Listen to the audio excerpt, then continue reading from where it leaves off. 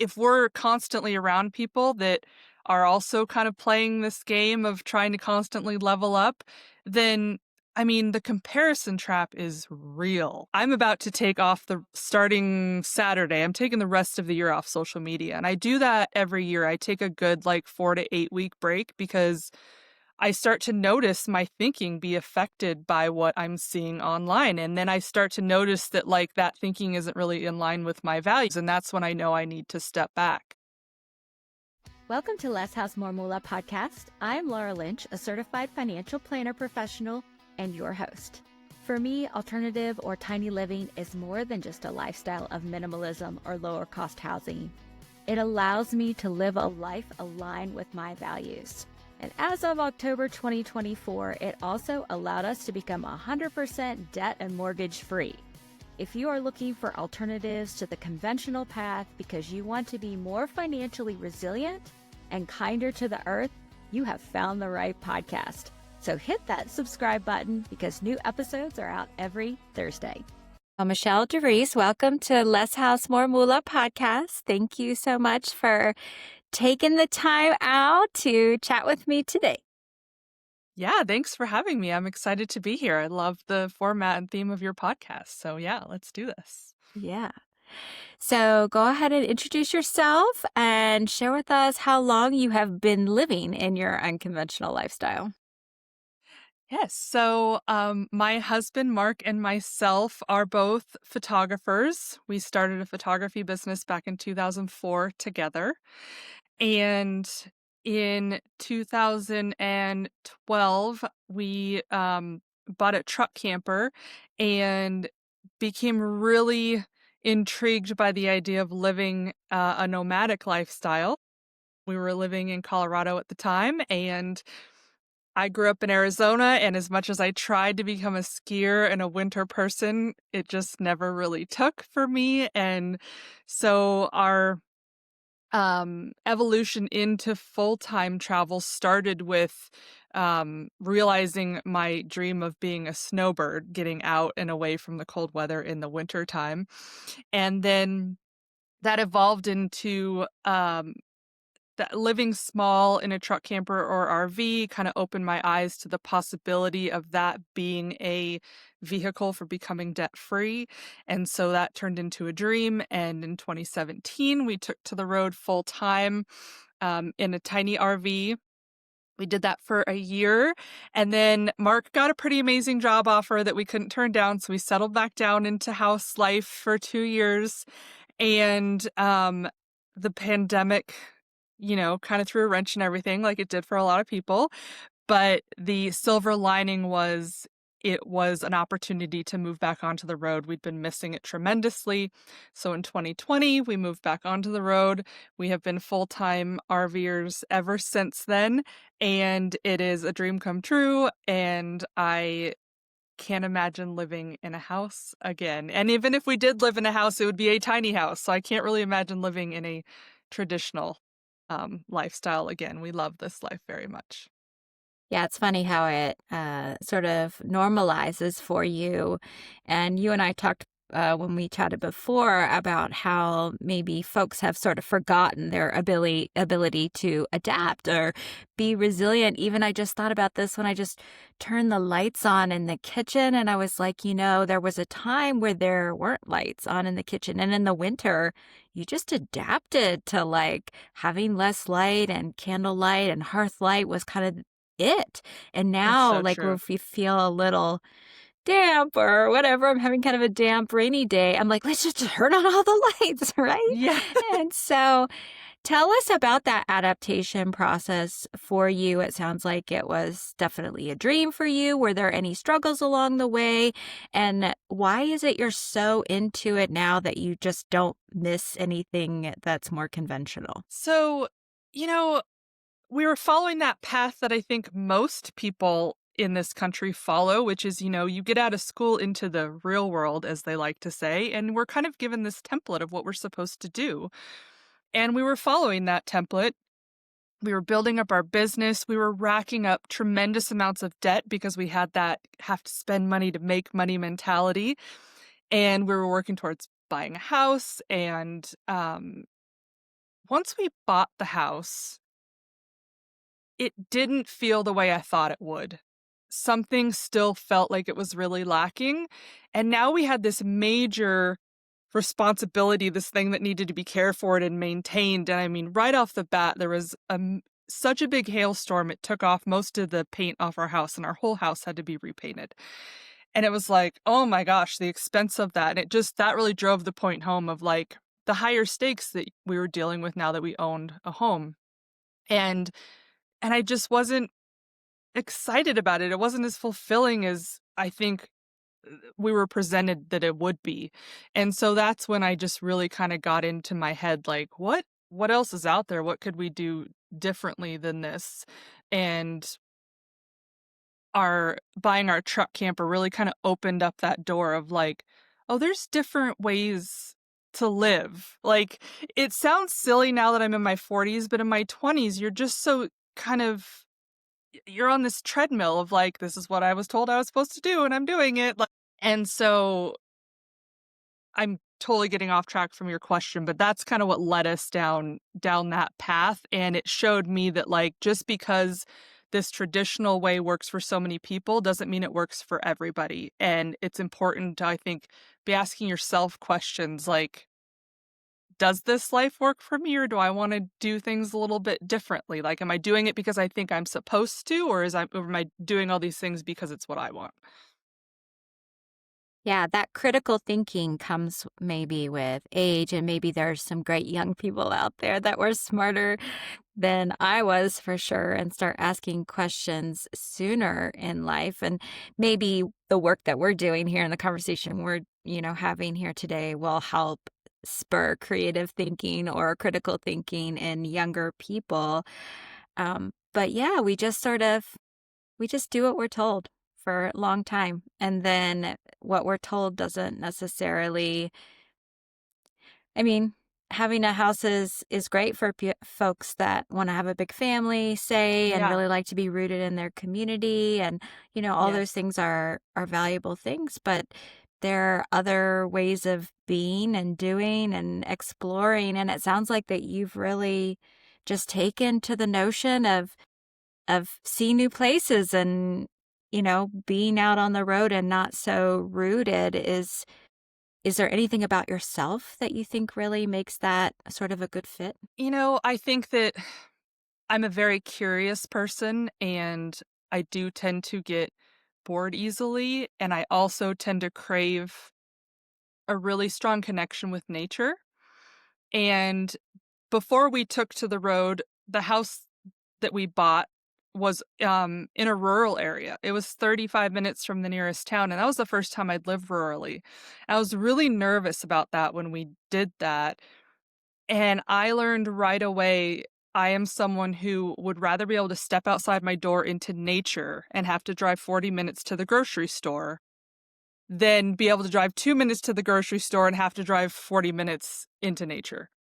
And so that kind of it helps to be able to identify what your priorities are, and it turned out that what the road had to offer and living in a tiny space, what that had to offer, checked a lot more boxes for me than living in a house. And of course, it came with its sacrifices. Everything has its pros and cons, but way more boxes were checked for me to live in this way.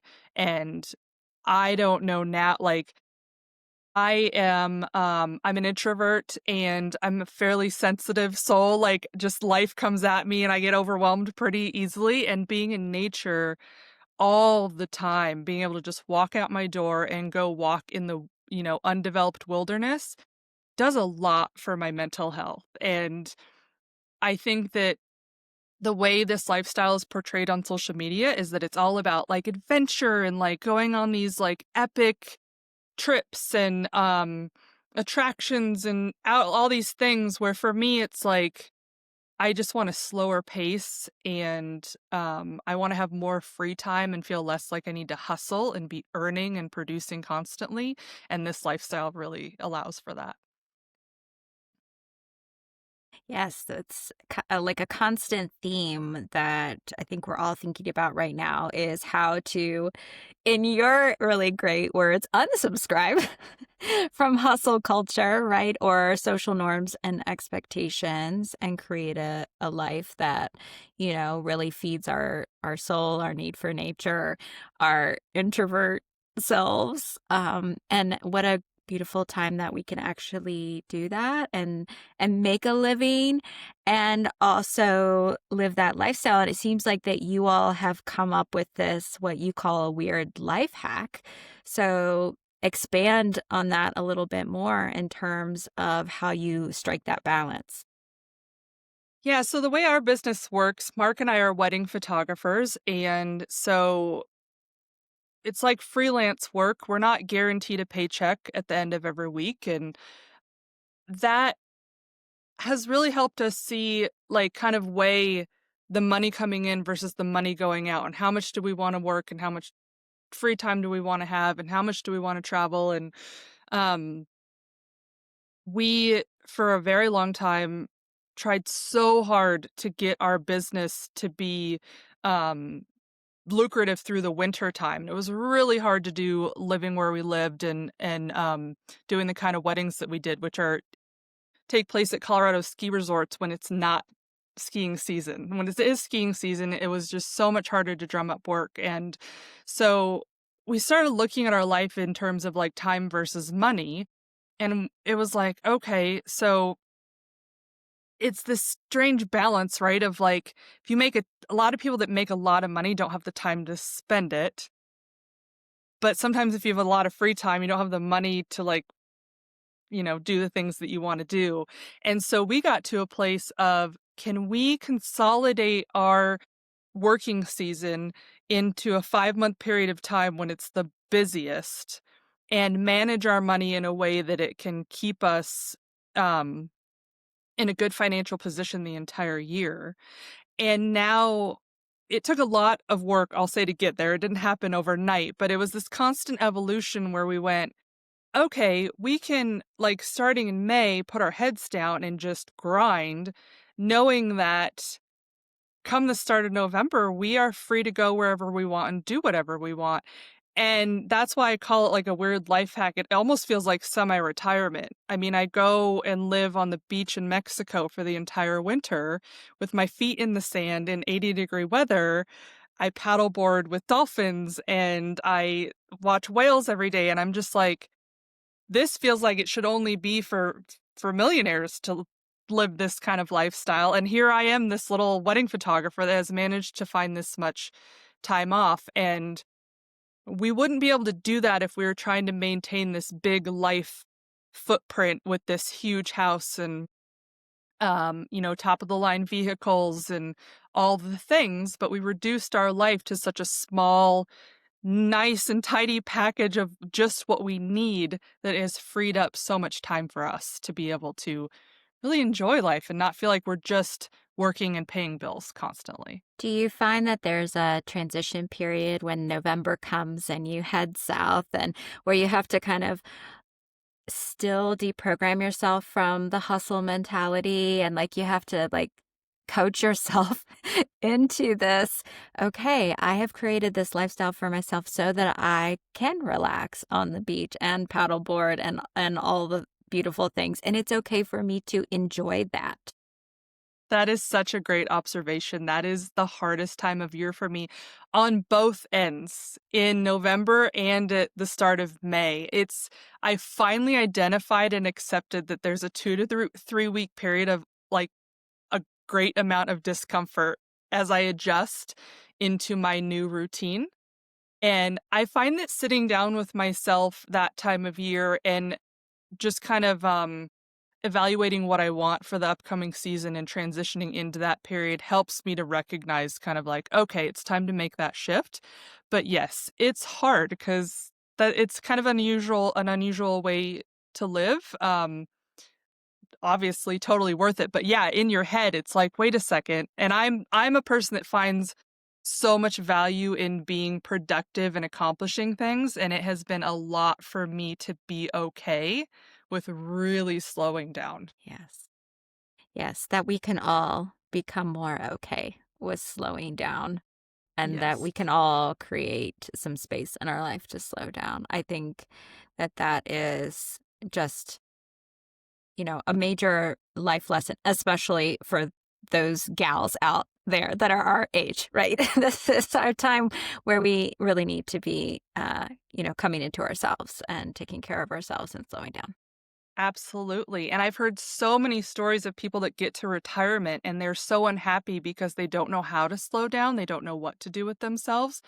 It makes perfect sense. And so it's, you spend decades of just, you know, grinding, grinding, grinding. So, of course, what are you supposed to do the moment you go, what? I don't have a job to go to anymore. And so I think that it's such an opportunity that I have to even get to practice this living a slower life, but I think tiny living really sets us up to have that opportunity. So, is there anything else in the sort of prescribed world, the conventional life that you have had to work on letting go of? You know, I've been living this life what feels like so long now that I have a hard time tapping into what has been left behind. It feels so normal to me that it takes like hanging out with friends and family that live traditional lives for me to remember how different my life is. And not necessarily. I think every now and then I crave some extra space just for ease. Like having a bedroom door that I can close if Mark wants to stay up late and watch a movie, like sounds neat and nice. um the as a mobile, someone that lives on the road, the address thing and mail is just kind of a constant just pain point, but we learn to adapt to all these things because what we get in return is so worth it, and it continues to be that way, and so I think that's why it's been pretty easy to let go of all of the things that maybe creature comforts that we've left behind. We've just gotten so much value out of living this way that it's not even something that, really, I don't even really think about anymore.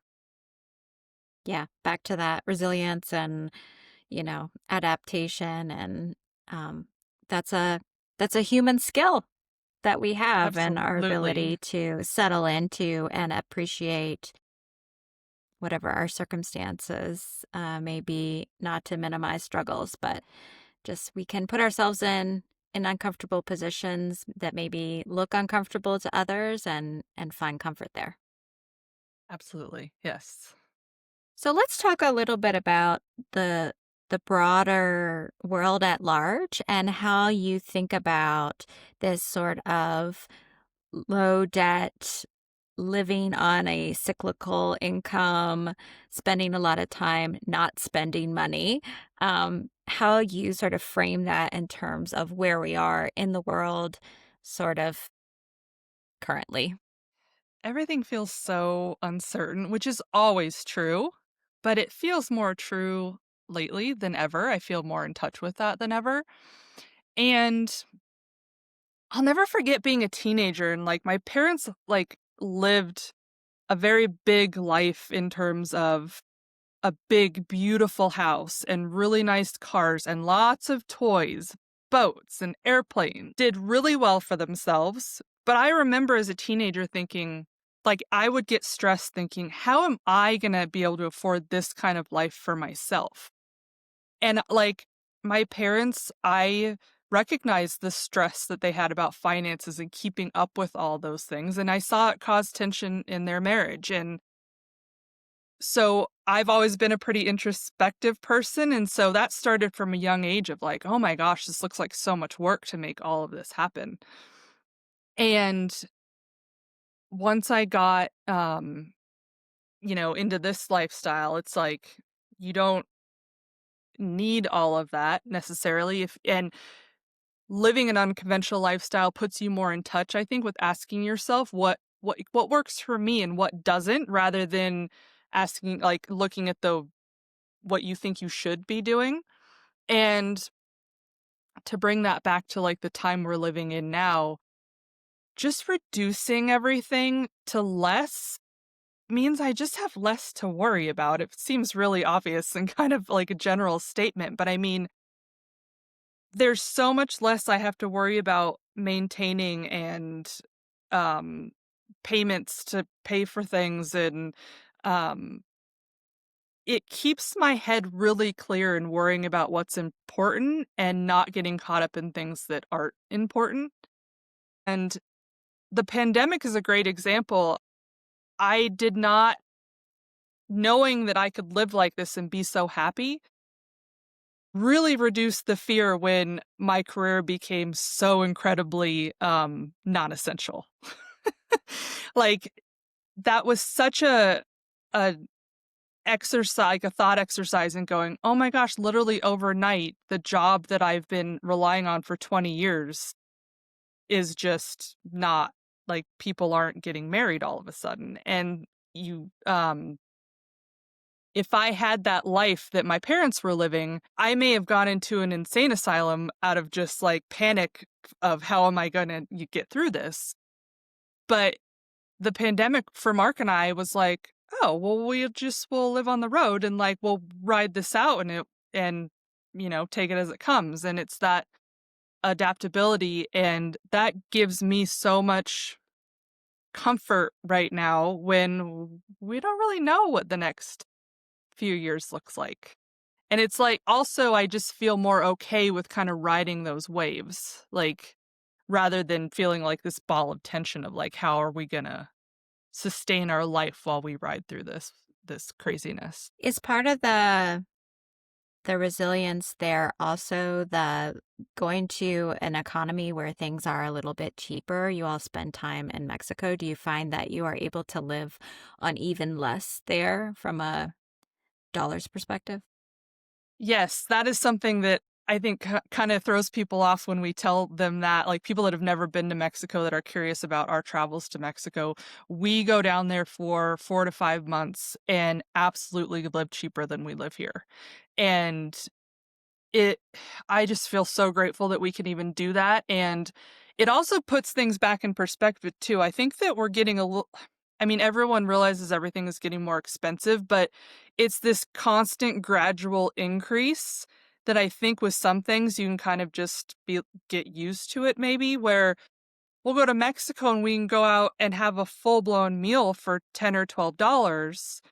And I come back here and go, "I can't stomach having to spend $50 every time I go out to eat. Like, this is just is this how I wanna be spending my money?" And it kind of so it breaks us out of our norms, and I think that that is super helpful too, to just evaluate our spending and make sure that we're spending it in ways that we feel good about. Yeah. And so as you're headed into this season, are you all you're headed that way soon, or are you there already? I wish I could say yes to either one of those questions. I have, due to some health things and having to hang back in Colorado this year, because, insurance is tied to a state, that's where things get complicated as someone that roams around. And so, we will go down to Mexico probably in February. But yes, we're navigating health and health insurance things from the road right now, which is not impossible, but a little bit extra, you know, harder to do than when you're in a house. Yeah. Yeah, we all have to navigate a very complex, that is one of the complexities of modern life that everybody is dealing with, right? Is Yes, insurance and 100%. health insurance complexities. So that's not a particularly, difficult thing for folks that are nomadic, though it has some little bit more nuance to it. But, getting good healthcare is increasingly more of a self-managed process either way. Yes, absolutely.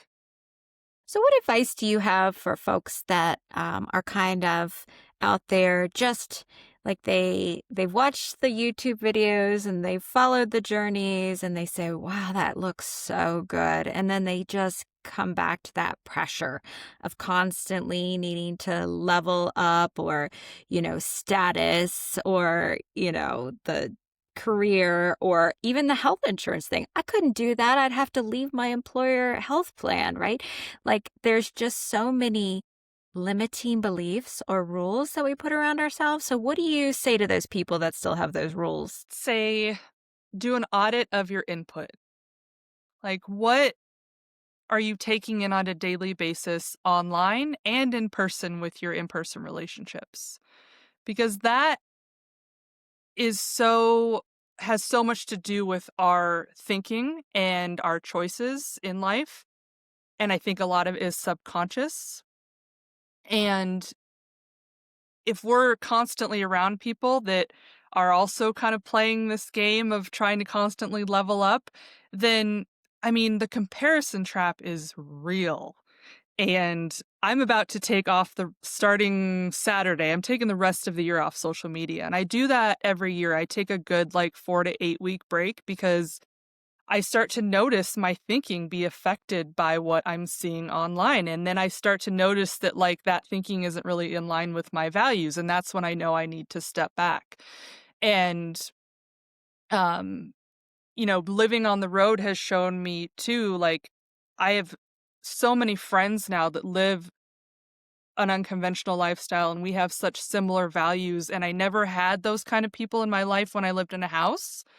Um, It changes everything, I think, when you can identify your values and find people and, content that aligns with that, and it takes a lot of looking inwards to figure out what those values are, but I think that's a really, valuable exercise to do so that you can start working towards it takes a long time to I get it, but to slowly changing the course of your life so that it aligns with what's important to you rather than just doing what you think you're supposed to be doing. So this takes me back to what you said when we first chatted about unsubscribing from social norms and expectations, doing an audit of everything that's coming in, that's flowing into your mind and all of those influences, because we're all influencing each other, right? Right, Everybody in yeah. person or online or whatever, like we're constantly in this exchange of Yes. values and ideas,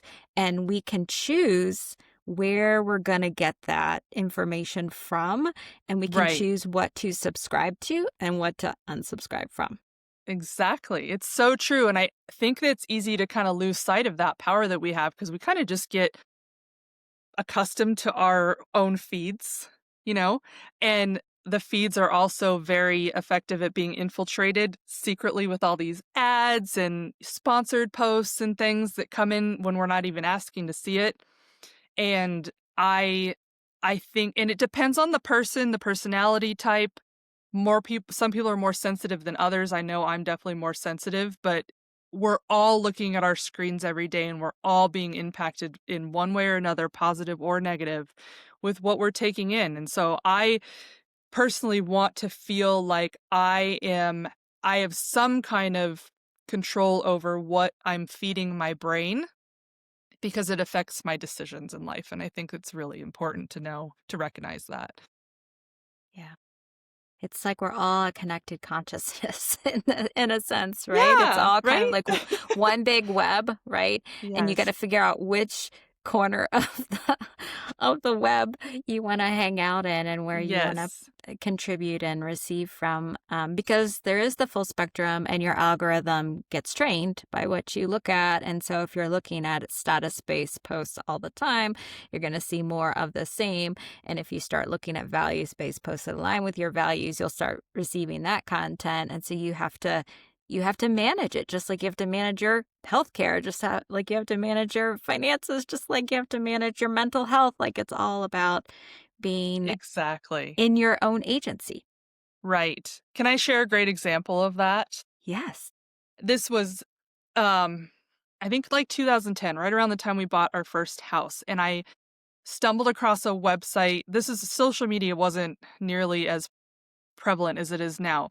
I stumbled across a website called Man versus Debt that was all about paying off your debt. And again, I feel silly for saying this in my 40s, but in my 20s, I had never really been um brought like the idea of being debt free was not something I had even considered. In my head, like you have to have debt to get ahead. Like that was, and we all have our different mentalities around money depending on how we're brought up.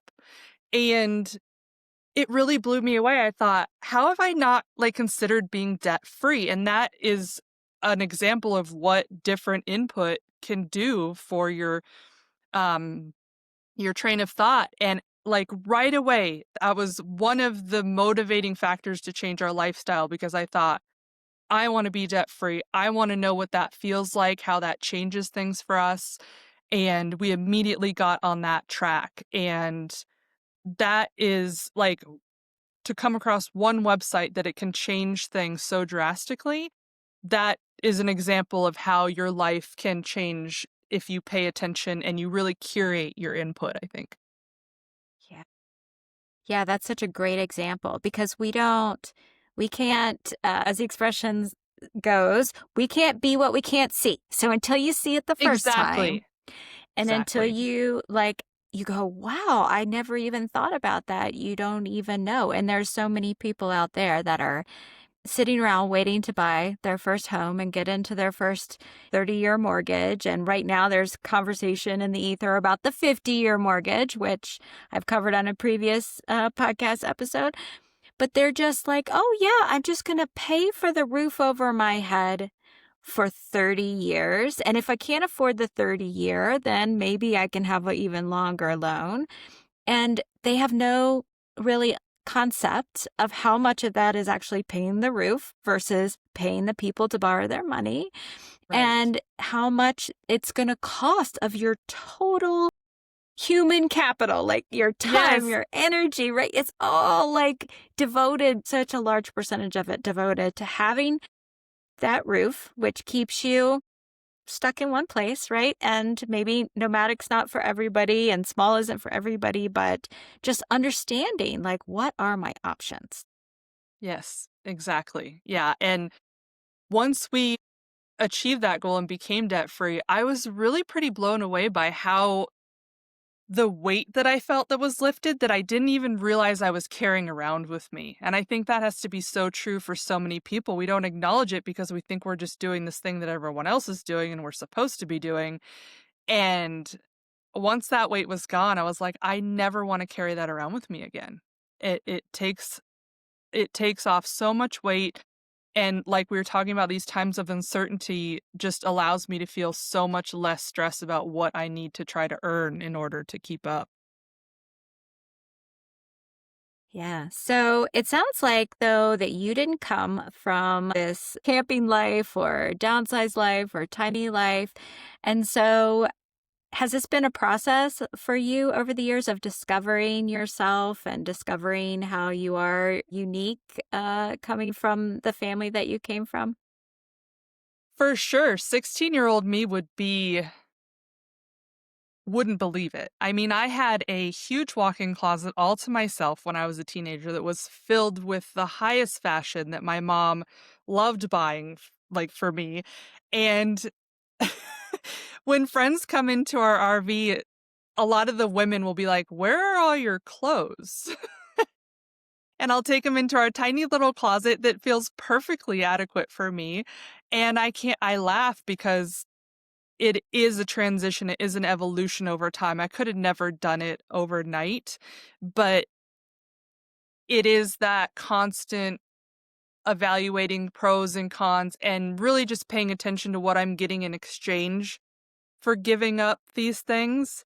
And no, I would never take back the debt or the overhead so that I could have my closet back. Like, but at first it is I think that when you want to transition out of your traditional life and into tiny living or nomadic living, all you can really see is what you're going to give up.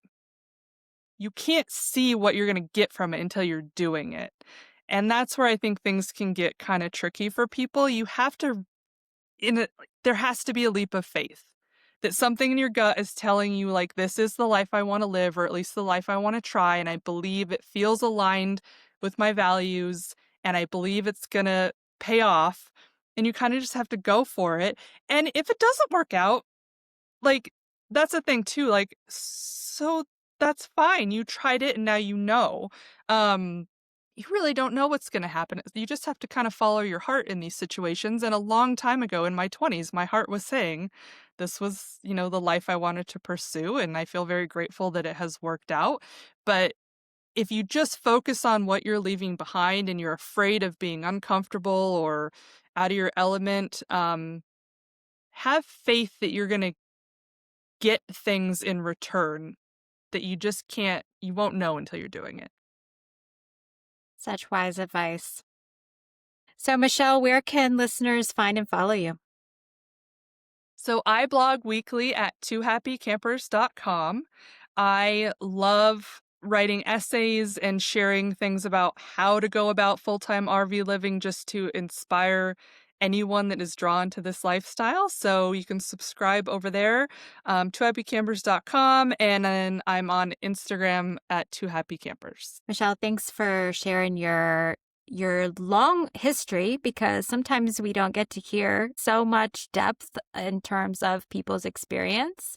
And so I really appreciate you bringing that, as well as your ideas around auditing our inputs and unsubscribing and how we do that. That was super valuable. Well, thank you so much for having me. This was a really great conversation. I appreciate it. Less House More Moola podcast is created, hosted, and produced by me, Laura Lynch, here in my tiny house. I'm so grateful to you for being along on this journey with me. We are not alone in wanting to live a life that is more gentle on our earth and provides us with financial freedom. So when you have a conversation with someone else considering what alternatives are out there, make sure you share this podcast with them. Let's bring them along with us. Please see the show notes for an important disclosure regarding the Tiny House Advisor LLC in this episode.